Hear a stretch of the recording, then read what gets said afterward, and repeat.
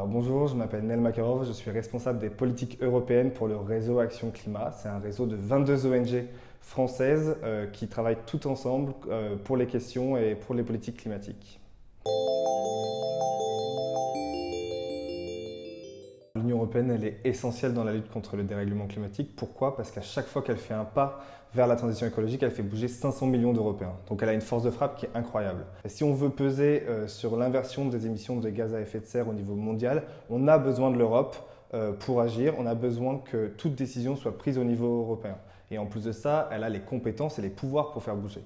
Elle peut contraindre les États à plus d'actions climatiques. Par exemple, l'Union européenne, elle pousse les États à développer les énergies renouvelables, à accélérer ce développement, notamment la France qui est extrêmement en retard dans ce domaine-là.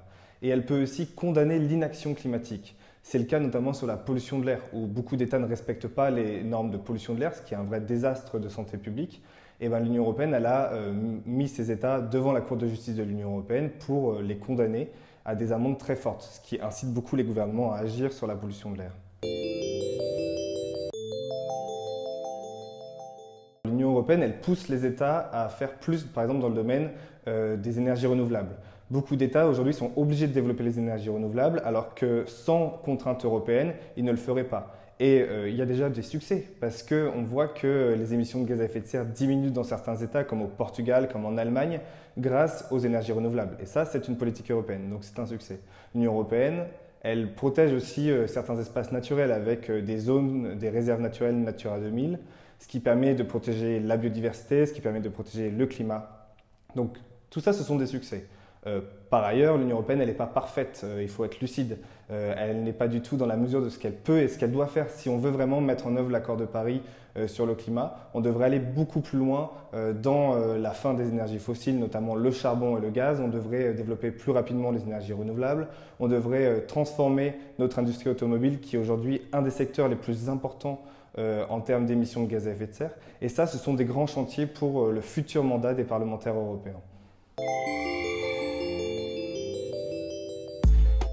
Ce qui est intéressant, c'est que dans la campagne des élections européennes, tous les partis politiques parlent du climat. Pourtant, nous, on a fait le bilan de leur action au Parlement européen. On a publié un observatoire de nos élus européens sur les questions du climat, qu'on peut retrouver sur Internet, où on voit clairement que les partis conservateurs, comme par exemple les Républicains, ou les partis eurosceptiques, comme le Rassemblement national, par exemple en France, se sont opposés à absolument toutes les mesures de transition écologique et énergétique. Ils se sont opposés au développement des énergies renouvelables, ils se sont opposés à la rénovation des logements, alors même que par exemple Marine Le Pen, elle a porté la rénovation du logement dans son programme de la présidentielle.